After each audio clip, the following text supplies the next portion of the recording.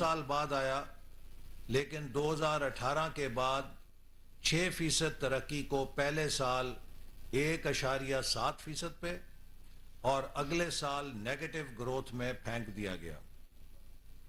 پاکستان پر اس تباہی نے، جس کے اندر بنیادی کردار بغیر سوچے سمجھے ڈیویلیویشن کرنا تھا اور پالیسی ریٹ کو ڈبل کرنا تھا، اس نے ملک کو مہنگائی اور قرضوں کے چنگل میں جکڑ دیا۔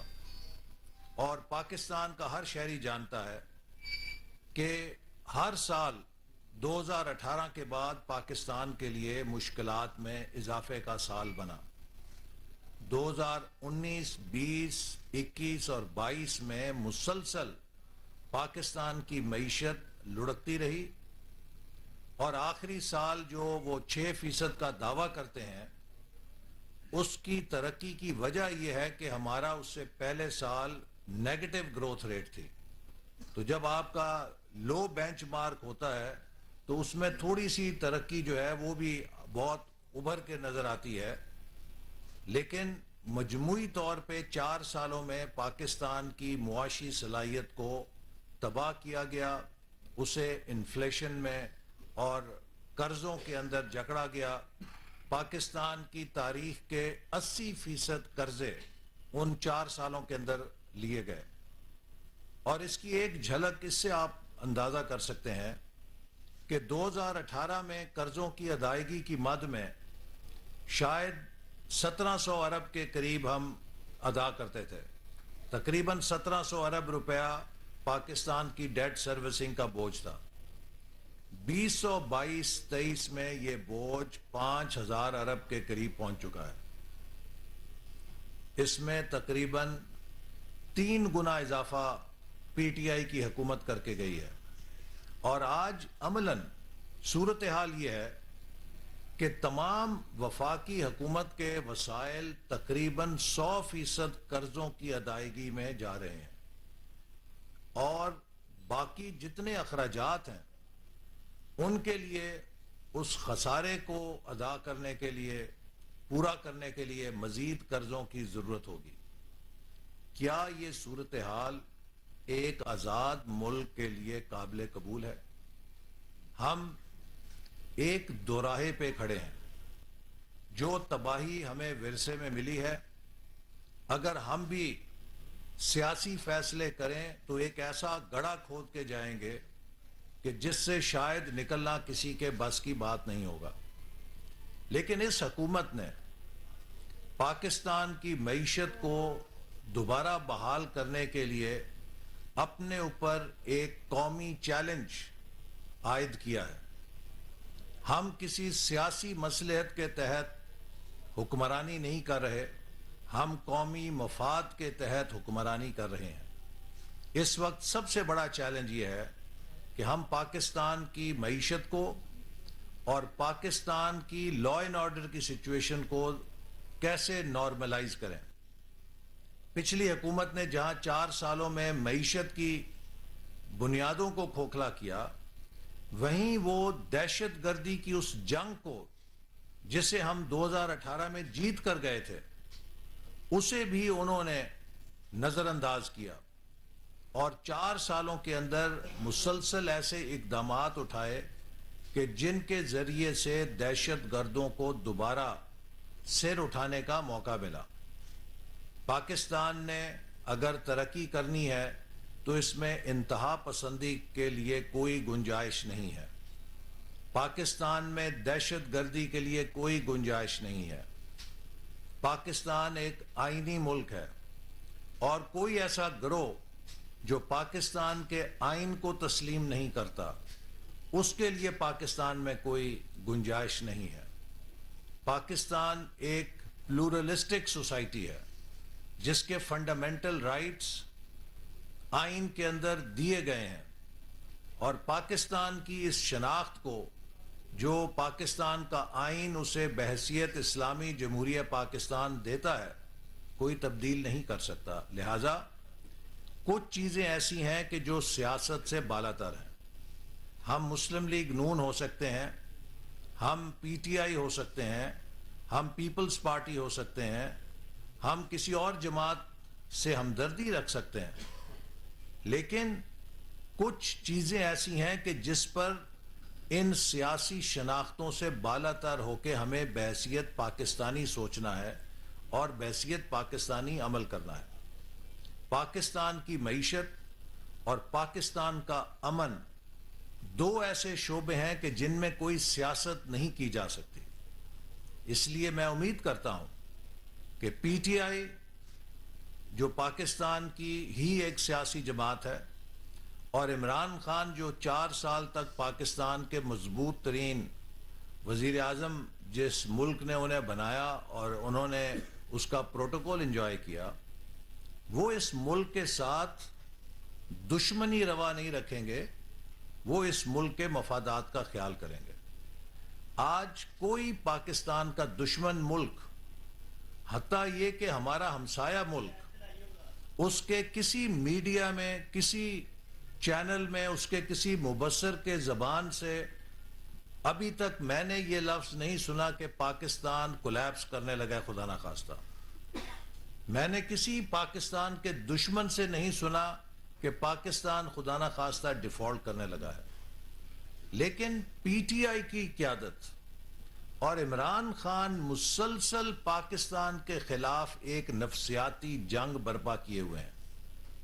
صبح شام یہ ایک خوف پیدا کرتے ہیں, صبح شام یہ ایک نفسیاتی فضا بناتے ہیں کہ خدا نخواستہ پاکستان کولیپس کرنے لگا ہے اور پاکستان ڈیفالٹ کرنے لگا ہے. یہ وہ جنگ ہے جس کو ہائیبریڈ وار کہا جاتا ہے, جس میں ملک کے دشمن ملک کے اندر سے ایسی نفسیاتی جنگ پیدا کرتے ہیں کہ جس سے اس ملک کے حوصلے کو, اس ملک کی امیدوں کو اور اس ملک کی امنگوں کو کچل دیا جاتا ہے. اور جب وہ ملک نا امیدی میں گر جاتا ہے, جب وہ قوم مایوسی کے اندھیروں میں بھٹک جاتی ہے, تو اس کو ختم کرنے کے لیے گولی نہیں چلانی پڑتی, وہ خود اپنے ہی اس عمل کے نتیجے میں کولیپس کر جاتی ہے, امپلوڈ کر جاتی ہے. تو یہ ایک افسوسناک حقیقت ہے کہ پاکستان کی ایک سیاسی جماعت جو خود کو دعویٰ کرتی ہے کہ وہ 2 صوبوں کی اور کشمیر اور گلگت بلتستان میں بھی اس کی حکومتیں ہیں, اس کے اوپر تو بہت ذمہ داری عائد ہوتی ہے کہ وہ ذمہ داری کے ساتھ ان مشکلات کو سمجھے جو وہ پیچھے ورثے میں چھوڑ کے گئی ہیں. 1 اپریل کو ہماری حکومت آنے سے 10 روز قبل وزارت خزانہ نے فرمان جاری کر دیا تھا کہ سال کی آخری سہ ماہی میں ترقیاتی بجٹ کی قسط جاری کرنے کے لیے ہمارے پاس پیسہ نہیں ہے. تو گویا 1 اپریل کو انٹرنلی پی ٹی آئی کی حکومت خزانہ کھا چکی تھی, خالی کر گئی تھی. پاکستان کے ترقیاتی بجٹ کو لپیٹ کر اس کو پیٹرول اور ڈیزل کی سبسڈی میں ڈال دیا گیا تھا, جس کے لیے اس کے پاس کوئی پیسے نہیں تھے. آپ کو یاد ہوگا کہ عمران خان نے کہا تھا کہ ہم نے 200 ارب روپے کا بندوبست کر لیا ہے اور ہم اس سے لوگوں کو یہ سبسڈی دے رہے ہیں. تو وہ 200 روپے کا بندوبست پی ایس ڈی پی یا ترقیاتی بجٹ کی آخری قسط کو بند کر کے کیا گیا تھا, جبکہ دنیا میں تیل کی قیمتیں بڑھ رہی تھیں. تو ایک ایسی سبسڈی جس کے لیے ترقیاتی بجٹ کو ختم کر دیا گیا, ملک کے تمام ترقیاتی منصوبوں سے 240 ارب روپے کاٹ لیے گئے اور اسے پیٹرول پمپس کے ذریعے لوگوں میں تقسیم کیا گیا تاکہ وقتی طور پہ وہ واہ کروا سکیں. لیکن اس نے ملک کی معیشت میں اتنا بڑا چھید کر دیا کہ اسے سنبھالنے کے لیے بعد میں ہمیں بہت مشکل فیصلے کرنے پڑے. تو یہ باتیں پی ٹی آئی کو پتہ ہے کہ وہ اس ملک کے ساتھ کیا کر کے گئے ہیں. تو اگر وہ ملک کی تعمیر میں حصہ نہیں لے سکتے تو کم از کم انہیں اپنی زبان بند رکھنی چاہیے کہ ملک کا ہم مزید نقصان نہ کریں. لیکن آپ نے دیکھا ہے کہ پی ٹی آئی اس وقت مسلسل وہ ہمارا نقصان نہیں کر رہی, وہ ہمیں ٹارگٹ نہیں کر رہی. پی ٹی آئی اور عمران نیازی مسلسل پاکستان کو ٹارگٹ کر رہے ہیں, پاکستان کے حوالے سے بدگمانیاں پھیلا رہے ہیں, پاکستان کے حوالے سے مایوسیاں پھیلا رہے ہیں, پاکستان کے آئی ایم ایف کے پروگرام کو ٹارگٹ کر رہے ہیں, پاکستان کو ملنے والی بیرونی امداد کو ٹارگٹ کر رہے ہیں کہ جو اتنے بڑے سیلاب کے نتیجے میں ہمیں ملنی تھی اور ملے گی انشاءاللہ. اس امداد کو روکنے کے لیے مسلسل ایک کیمپین چلا رہے ہیں بین الاقوامی سطح پر کہ آپ پاکستان کی مدد نہ کریں. کیا یہ پاکستانیت ہے؟ اور میں پی ٹی آئی کے ہمدردوں سے, یا جو لوگ عمران خان کو سمجھتے تھے کہ وہ پاکستان کا کوئی بڑا ریفارمر ہے, ضرور یہ پوچھنا چاہوں گا کہ ٹھنڈے دل سے غور کیجئے کہ کیا آپ کا عمران خان کی شخصیت کا بت پاکستان سے بڑا ہے؟ پاکستان سے کوئی بڑا نہیں ہے. یہ پاکستان ہے تو ہماری سیاست ہے, یہ پاکستان ہے تو ہماری شناخت ہے, یہ پاکستان ہے تو اس سے ہمارا وجود ہے. اور اگر کوئی یہ سمجھتا ہے کہ اس کی شناخت, اس کی وجود, اس کی سیاست پاکستان سے بڑی ہے تو وہ کسی دماغی عارضے میں مبتلا ہے, اور وہ دیکھے گا کہ اس کا بت پاش پاش ہوگا, لیکن پاکستان انشاءاللہ تعالی ان بحرانوں سے کامیابی سے آگے بڑھے گا. تو ہم پاکستان کی ریپیئر کر رہے ہیں اور وہ صبح شام عوام میں ڈسپیئر پھیلا رہے ہیں. ہم معیشت کی مرمت کر رہے ہیں, اس کو درست اس کی اصلاح کر رہے ہیں, اور وہ صبح شام لوگوں میں مایوسیاں پھیلا رہے ہیں. انشاءاللہ یہ سیاست جو پاکستان کی معیشت اور پاکستان کے امن کو نقصان پہنچانے کی ہے, یہ ناکام ہوگی. حال ہی میں لوکل گورنمنٹ کے حوالے سے بہت چیمپئن بنی ہے پی ٹی آئی. میں سوال کرنا چاہتا ہوں کہ پنجاب کے اندر کس نے بلدیاتی اداروں کا گلا گھونٹا تھا؟ پنجاب کے 50,000 سے زائد بلدیاتی نمائندوں کو کس نے غیر آئینی طور پہ فارغ کیا تھا؟ سپریم کورٹ کا فیصلہ موجود ہے کہ ان اداروں کو غیر آئینی طور پہ برطرف کیا گیا. لیکن جب سپریم کورٹ نے پنجاب کے بلدیاتی اداروں کو بحال کیا تو کس نے 7 مہینے تک سپریم کورٹ کے اس فیصلے کے ساتھ فٹ بال کھیلا؟ سپریم کورٹ کے اس فیصلے کو جوتیوں کے نیچے, پیروں کے نیچے روندا. لیکن مجھے افسوس سے کہنا پڑتا ہے کہ ہمیں تو ہلکی سی آ کرنے پہ بھی توہین عدالت کا نوٹس ہو جاتا ہے, لیکن عمران نیازی اور عثمان بزدار نے سپریم کورٹ کے چیف جسٹس کے بینچ کے فیصلے کی دھجیاں اڑائیں, لیکن کبھی کسی نے نہ وزیر اعلیٰ کو پوچھا کہ جناب مہربانی کر کے ہمارے فیصلے پہ آپ عمل کیوں نہیں کر رہے, یہی بتا دیں ہمیں.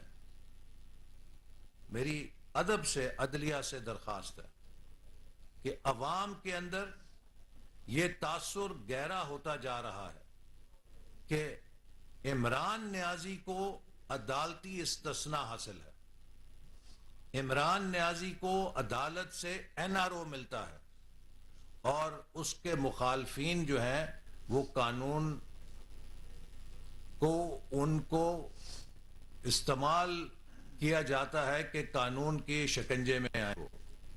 مسلم لیگ نون کے رہنماؤں کو تو نااہل کر دیا جاتا ہے توہین عدالت میں. مسلم لیگ نون کے امیدوار تو الیکشنوں سے باہر ہو جاتے ہیں.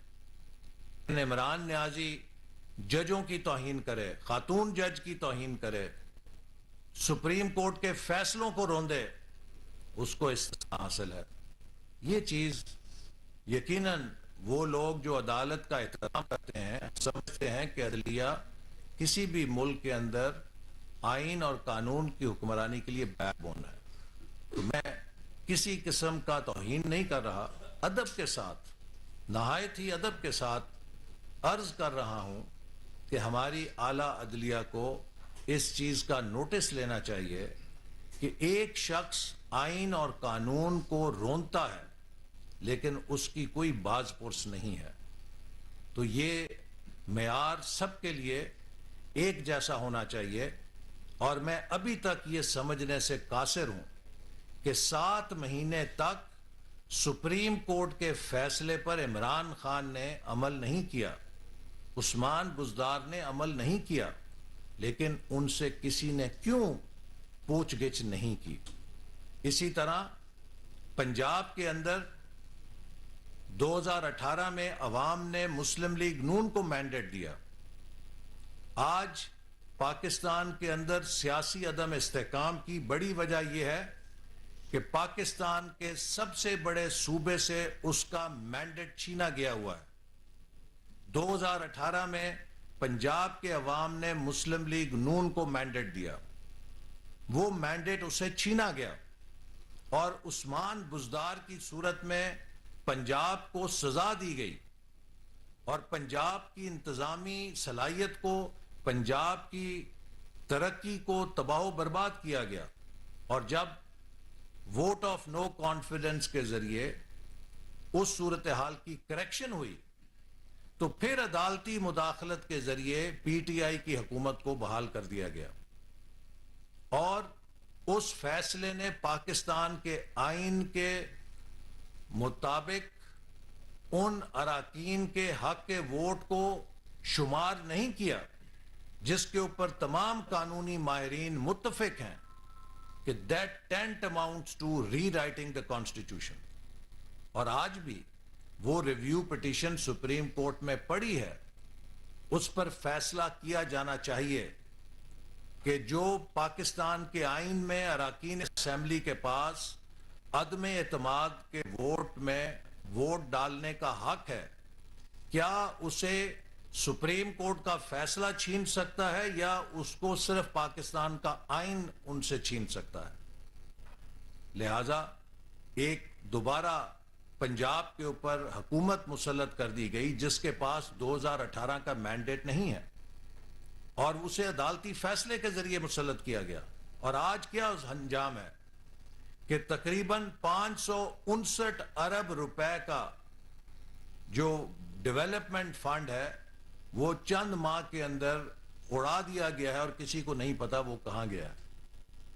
بدترین انتظامی بدنظمی پنجاب کے اندر چل رہی ہے کہ جہاں پر افسران, سینئر افسران نوکری کرنے کے لیے تیار نہیں ہیں. من پسند افراد کو چن چن کے لگایا جا رہا ہے تاکہ وہ سیاسی بھرتیاں کریں اور سیاسی ٹھیکے دیں, اور رشوت کا بازار گرم ہے. اور لاہور شہر کا جو ماسٹر پلان تیار کیا گیا ہے اس میں تمام ریل اسٹیٹ مافیا سے پیسے لے کر گرین ایریاز کو اڑا کر تباہی کر دی گئی ہے لاہور کے اندر. جب اورنج لائن چل رہی تھی تو اس وقت تو بڑی سول سوسائٹی نے ایک چبرجی کے مونیومنٹ کے اوپر ہی پٹیشن کر دی تھی. تو میں دعوت دیتا ہوں سول سوسائٹی کو, ذرا یہ ماسٹر پلان کا بھی جائزہ لیں کہ اس کے اندر لاہور انجام ہو رہا ہے. تو میں آخر میں یہی بات کہنا چاہتا ہوں کہ انشاءاللہ تعالی جو کولیشن گورنمنٹ ہے ہم نے تہیہ کیا ہے, جتنے بھی کریں گے لیکن پاکستان کو اس بحران سے نکالیں گے. اور 2013 میں بھی ہمیں شکستہ حال پاکستان ملا تھا لیکن 2 سے 3 سال میں ہم نے اسے ٹرن اراؤنڈ کر دیا تھا. 2022 میں بھی ہمیں شکستہ حال پاکستان ملا ہے لیکن انشاءاللہ تعالی اس کو بھی ہم 2 سے 3 سال کے اندر ٹرن اراؤنڈ کر کے 5 سالوں کے اندر اندر یہ دوبارہ اسی ترقی کے سفر پہ گامزن ہوگا جیسے 2017-18 میں پاکستان ترقی کے سفر پہ گامزن تھا. میری امید ہے کہ 2023 کے اندر ہم پاکستان کو امن استحکام کا گوارا بیناک بنا کر پاکستان کی سلامتی کو پیش نظر رکھتے ہوئے اس میں امن, بھائی چارہ, یکجہتی کو فروغ دیں گے, اقتصادی چیلنجز کا سامنا کریں گے اور ملک میں دہشت گردی کو شکست دیں گے۔ آخری بات، جو لوگ الیکشن کی بات کرتے ہیں، میں پی ٹی آئی کو یاد دلانا چاہتا ہوں کہ Imran Khan council of common interest کے اجلاس میں یہ فیصلہ کر کے گئے ہیں، جس کا اعلان ان کے وزیر منصوبہ بندی اسد عمر صاحب نے پریس بریفنگ میں کیا تھا کہ اگلے election council of common interest کے مطابق نئی مردم شماری کے اوپر ہوں گے۔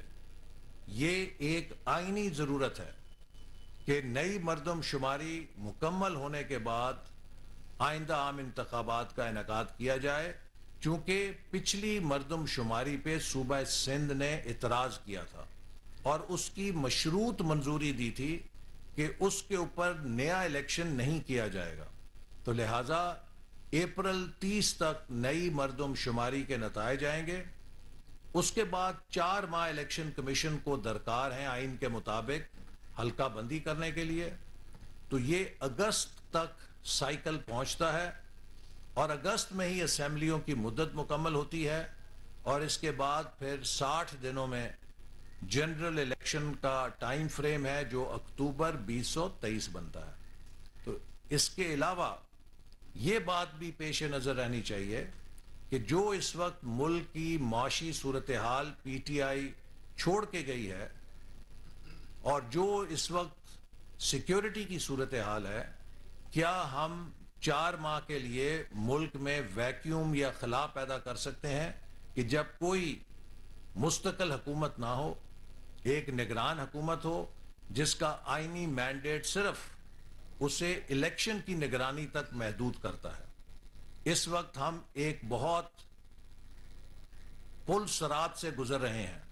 ہر روز ہمیں فائر فائٹنگ کرنی پڑتی ہے کہ ہم ملک کو قدم بقدم ان بحرانوں سے نکال کر استحکام کی طرف لے کے جائیں۔ تو اس سفر کے اندر کیا خلل ڈالا جا سکتا ہے؟ نہیں ڈالا جا سکتا۔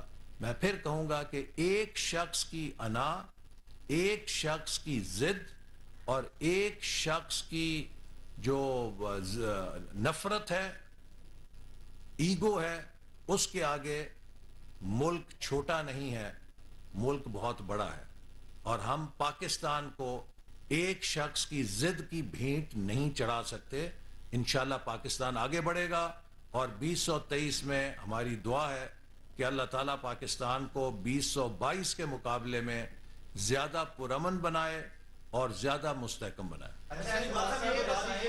سال 2022 جو ہے وہ معیشت کے لحاظ سے مشکل ترین سال رہا، کیا اس کی وجہ جو سیاسی عدم استحکام ہے، اور اس کے ساتھ یہ بھی بتا دیجیے گا کہ پاکستان تحریک انصاف سمجھتی ہے کہ ملک دیوالیے کی طرف جا رہا ہے اور کوئی ٹیکنوکریٹ گورنمنٹ کسی آئے گی اور ہم اس کو قبول نہیں کریں؟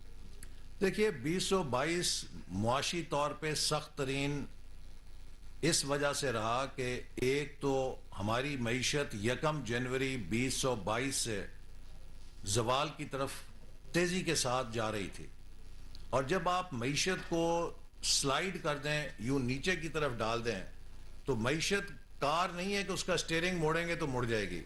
معیشت کی مثال ایک بہت بڑے جہاز کی، بحری جہاز کی ہوتی ہے کہ جس کی سمت کاٹتے کاٹتے بدلتے بدلتے بھی آپ کو بڑا چکر کاٹنا پڑتا ہے۔ تو آج کے جو معاشی فیصلے ہیں وہ کم سے کم بھی 6 سے 8 ماہ میں جا کے اثر دکھاتے ہیں۔ تو جو تباہی جنوری 2022 سے شروع ہو چکی تھی، تو اس کا جو اثرات ہیں وہ سال تک تو کم از کم سامنے رہتے ہیں بہت شدت کے ساتھ، اور اب ہم جو اقدامات اٹھا رہے ہیں اگلے سال انشاءاللہ تعالی ہمیں امید ہے کہ ان کے بہتر نتائج آنے شروع ہوں گے۔ لیکن اس کے ساتھ آپ یہ چیز بھی پیش نظر رکھیں کہ اس تباہی کے ساتھ ہمیں $30 ارب کی سیلاب کی تباہی کا بھی سامنا کرنا پڑا۔ جو کلائمیٹ ڈیزاسٹر 2022 میں پاکستان نے فیس کی، وہ دور حاضر کی سب سے بڑی کلائمیٹ ڈیزاسٹر تھی۔ لوگوں کا یہ خیال تھا کہ پاکستان اس کا بوجھ نہیں سنبھال سکے گا، اور پاکستان میں اتنے بڑے سیلاب کے نتیجے میں کم سے کم 10 سے 15 ہزار اموات ہو سکتی ہیں۔ لیکن الحمدللہ تمام حکومتوں نے، صوبائی، وفاقی، مسلح افواج، humanitarian organisations, civil society, private sector,